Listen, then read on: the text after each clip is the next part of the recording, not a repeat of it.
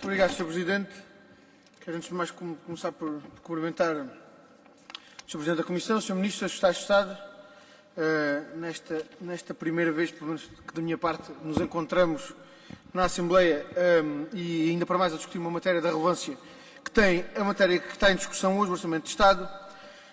E, Srs. Membros do Governo, gostava de começar por dizer que para o PCP esta é de facto uma discussão fundamental, porque as condições orçamentais de execução da política de justiça são um fator determinante para as condições que o sistema de justiça tem ao seu dispor e para a boa execução da política de justiça. E preocupa-nos particularmente o momento que hoje vive o sistema de justiça e os ataques de que é alvo e que resultam de resultados que todos conhecemos, particularmente no que diz respeito à ineficácia no combate à criminalidade mais grave e complexa, na morosidade do sistema de justiça e por vezes, até na denegação de justiça, que importa essa mesma morosidade, e por outro lado também naquilo que tem a ver com a fragilização do sistema de justiça, fruto de sucessivas situações de desestabilização com reformas legislativas incorretamente realizadas ou apressadamente concretizadas e que têm de facto introduzido grandes prejuízos no nosso sistema de justiça, para além de soluções incorretas que, do nosso ponto de vista, têm vindo a ser adotadas nesta matéria e que têm contribuído decisivamente para a situação grave que hoje se vive. E, de facto, a última legislatura foi um desastre para o sistema de justiça. Em termos de política de justiça, foi um verdadeiro desastre. A revisão do Código de Processo Penal, feita apressadamente, teve as consequências que hoje estão à vista e que tem como óbvia tradução da sua incorreção a necessidade, felizmente hoje reconhecida, e digo felizmente, porque felizmente vemos que o Ministério da Justiça reconhece a necessidade de alterar o Código de Processo Penal, coisa que o anterior Governo se recusou a fazer a partir de 2007, com os resultados que hoje estão à vista, com multiplicação de normas sobre as mesmas matérias em vários diplomas, nomeadamente em relação à detenção, em relação a crimes cometidos com armas, à aplicação de medidas de coação. Portanto, uma situação que, do nosso ponto de vista, é verdadeiramente um rastilho que se acende no âmbito do funcionamento do sistema de justiça. As alterações ao mapa judiciário, que esperamos que este novo adiamento sirva para que o Governo, de facto, venha a tomar consciência do erro que foi aquela alteração à lei orgânica do funcionamento dos tribunais judiciais e que se possam corrigir muitas das soluções que ali estão previstas, que, a nosso entender, são extremamente negativas do ponto de vista da organização judiciária. A revisão das próprias leis orgânicas dos Conselhos Superiores, particularmente do Conselho Superior da Magistratura, com a introdução de novos fatores de politização. O aumento das custas e a incapacidade de resposta em termos de apoio judiciário são outra marca negativa da anterior legislatura, e até o processo de inventário parece não ser uma alteração que esteja imune às críticas, aliás, agora com a previsão de novo adiamento relativamente, que já foi aprovado, novo adiamento de entrada em vigor das alterações ao processo de inventário e que, obviamente, são a tradução de uma alteração feita, entendemos nós, também de forma apressada e sem ponderar todos aqueles que deviam ser os problemas a ponderar. Infelizmente, praticamente tudo isto foi feito em resultado de um pacto que o Partido Socialista e o PSD celebraram, o Pacto para a Justiça, e que é a concretização daquilo que de pior tem sido feito ao longo destes 33 anos de democracia e de governos constitucionais. Porque, infelizmente, sempre que PS e PSD se entendem, os resultados, o prejuízo para o país acaba por ficar à evidência depois. E, infelizmente, estas alterações são o resultado de mais um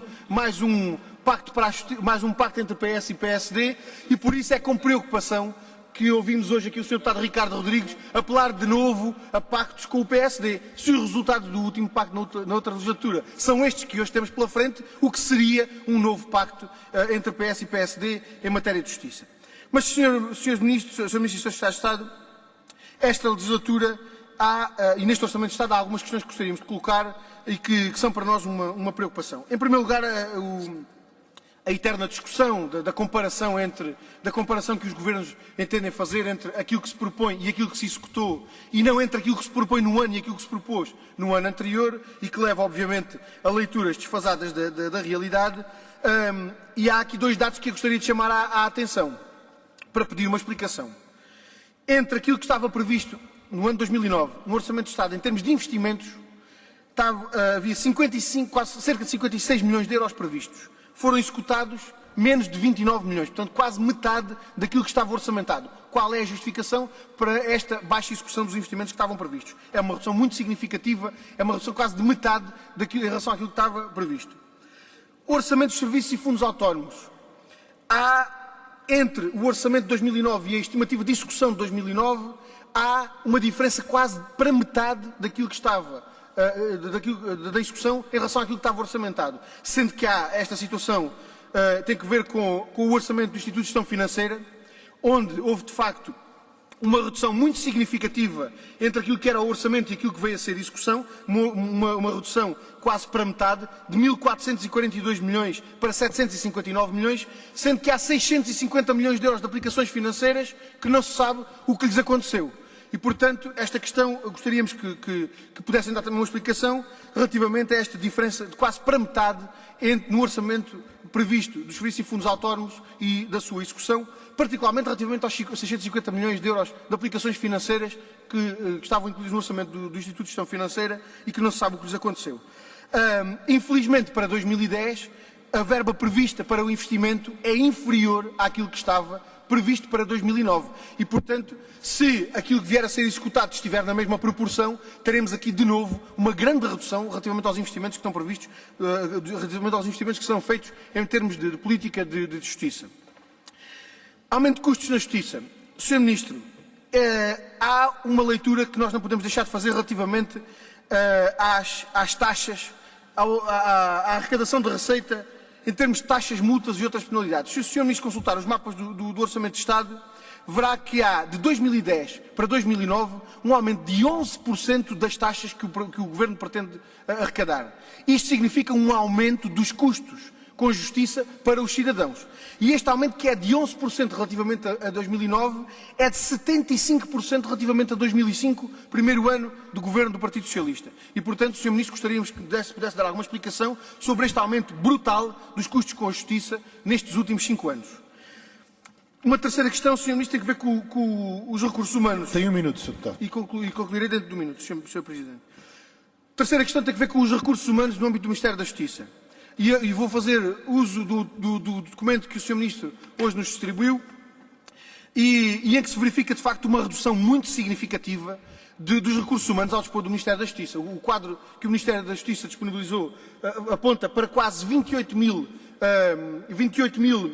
funcionários ao serviço do Sistema de Justiça em 2006, sendo que há uma redução para menos de 26 mil em 2009. E isto é, de facto, uma redução muito significativa dos recursos humanos ao dispor do Sistema de Justiça e, a nosso entender, Sr. Ministro, os problemas que vive o Sistema de Justiça não serão alheios a isto, porque os computadores do sistema informático podem fazer muita coisa, agora não fazem nada por si só. E, portanto, se não houver um acompanhamento em termos de reforço dos meios humanos, onde eles são, de facto, essenciais, e se não houver uma dotação em termos de recursos humanos do Ministério da Justiça face àquilo que são as necessidades, certamente os problemas que o Sistema de Justiça, com que o Sistema de Justiça se confronta não serão resolvidos. Uma última questão, Sr. Ministro, tem que ver com o verdadeiro desperdício de recursos em termos de arrendamentos de edifícios do Ministério da Justiça. E concluirei, Sr. Presidente, concluirei muito rapidamente. Sr. Ministro, dos mapas do Orçamento de Estado, os dados são estes. Em 2005, o Ministério da Justiça gastava 9 milhões de euros com o arrendamento de edifícios. Em 2009, essa verba já era 36 milhões e meio. E em 2010, a previsão é de cerca de 47 milhões. Sr. Ministro, de 2005 para 2010, há uma passagem de 9 milhões para 47 milhões em arrendamento de edifícios. Sendo que os investimentos que o Estado faz não acompanham este verdadeiro desperdício de recursos em termos de arrendamento de edifícios. E, portanto, Sr. Ministro, a questão que lhe queria colocar é se é racional o desperdício de recursos públicos que o Ministério da Justiça, de ano para ano, aumenta com o arrendamento de edifícios. Muito obrigado.